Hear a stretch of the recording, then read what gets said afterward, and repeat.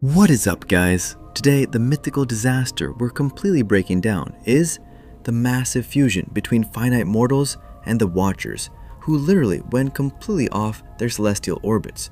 Plus, we're talking unauthorized data drops of unknown knowledge, the Nephilim, and the infamous Oath of Mount Hermon. Let's get into it.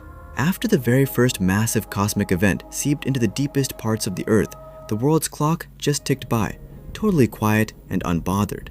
The mortals on the ground were out there grinding, cultivating the harsh dirt, and expanding their tents to dodge the rough winds. And the daughters of humanity? They were like the most stunning flowers the Earth ever spawned, just radiating this insane, blinding life force in their short time alive. But hiding right behind that peaceful expansion, way up in the highest skies, the exact beings who were supposed to guard the laws of creation. Their gazes started to drift.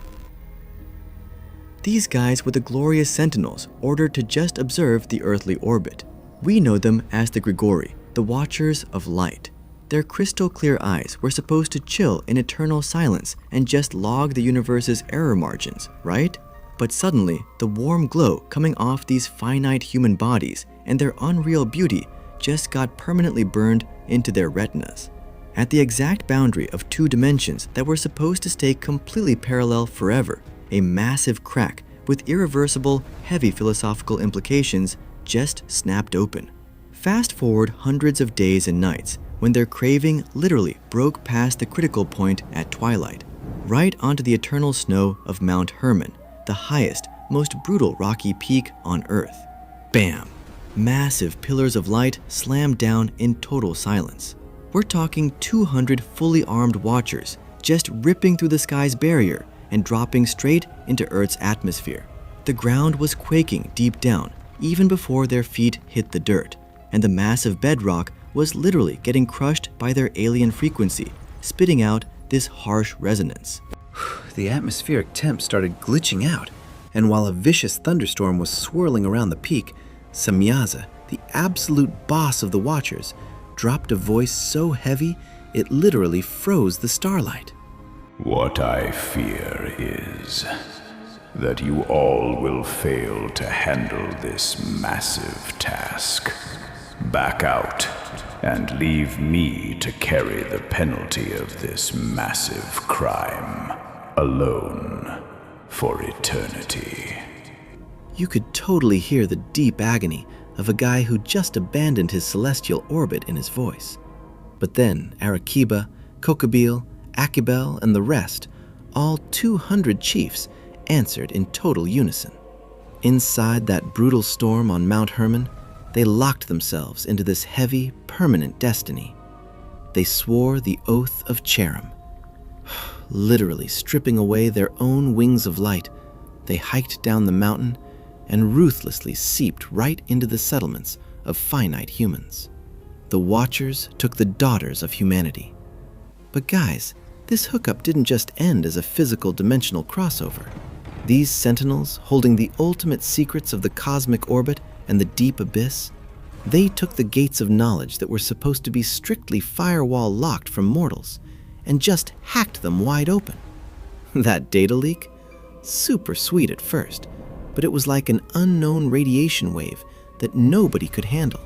Azazel, the very first Watcher to break the code, took the hard skeletons sleeping deep underground. I mean, he literally taught them metallurgy, mining ores, and melting them in roaring fires. Thanks to his touch, razor-sharp swords, shields, and insanely heavy breastplates were forged. For the first time ever, the cold, alien sound of metal clashing rang across the earth. Azazel didn't stop there. He taught them how to crush minerals to paint their eyes, passing down the hacks for antimony and pigments. He completely overwrote the pure vibe of the mortals with artificial glam and the colors of absolute vanity. And the unauthorized data transfer did not stop there. Amazarok taught them how to chop and mix plant roots, spreading witchcraft that totally glitched the laws of nature. Barakiel decoded the entire orbital path of the constellations. Sariel completely decrypted the lunar phases. Once celestial mechanics got dumped completely unfiltered onto earthly soil, human civilization totally derailed from its natural growth curve and hit an off-the-charts acceleration. While greedy whispers and the cold flash of weapons were turning the world dark, finally, the massive byproduct of this forbidden fusion and knowledge overload ripped through the earth and spawned. The entities that tore out of their mother's wombs, they way exceeded the biological spec limits of any mortal. They were the ancient warriors, the ultimate phenomenon devouring all the energy in the ecosystem, the Nephilim. The Nephilim's growth was absolutely vicious, literally mocking Mother Nature's laws. Every time they stepped on the ground, their massive shadows blocked the sky and swallowed entire valleys whole. Every time these physics-breaking masses of flesh moved, the air got crushed, shooting literal sonic booms through the sky. Under their feet, there was this non-stop, heavy vibration of tectonic plates just shattering. Wrapped around their insane skeletons, steel-like muscles were bulging way past the limit. The suffocating, brutal body heat radiating from their sheer mass literally dried up rivers and forests around them. To maintain those out-of-spec bodies, these creatures were trapped in an endless loop of eternal starvation. At first, they casually wiped out all the crops humans sweated blood to grow. They just relentlessly hoovered up everything in the fields. Millions of humans sacrificed their harvests 24/7, but it wasn't even close to filling the Nephilim's massive stomachs. When the food supply hit zero, these guys completely lost their minds and their eyes, locked onto the wild beasts, the birds in the sky, and every living thing underwater. The perfectly balanced cycle of nature? It got absolutely snapped in half right under the jaws of these apex predators.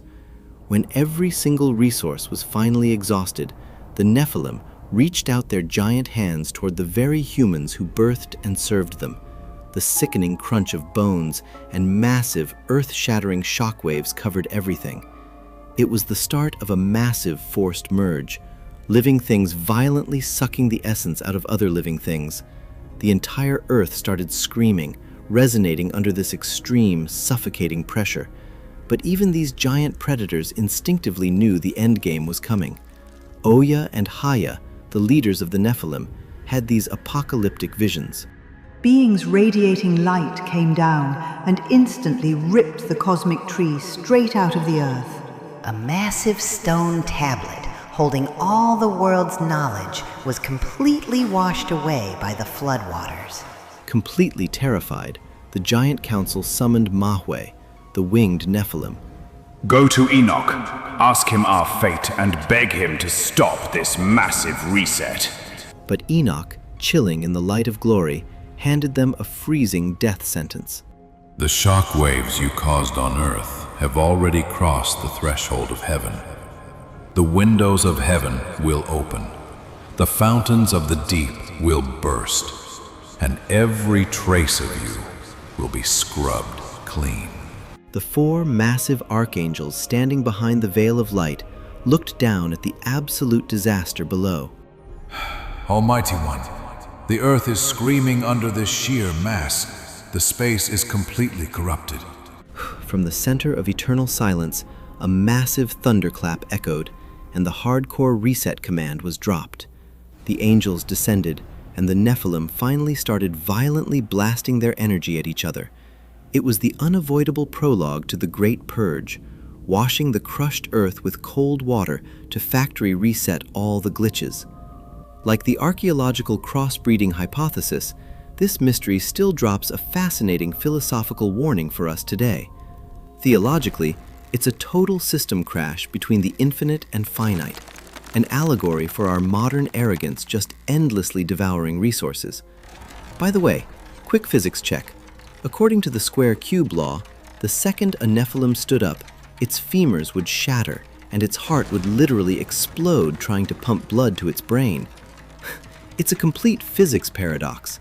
But hey, Myth is all about flexing that massive scale, right? I'm an engineering major, remember? Drop a comment below defending your faction's honor.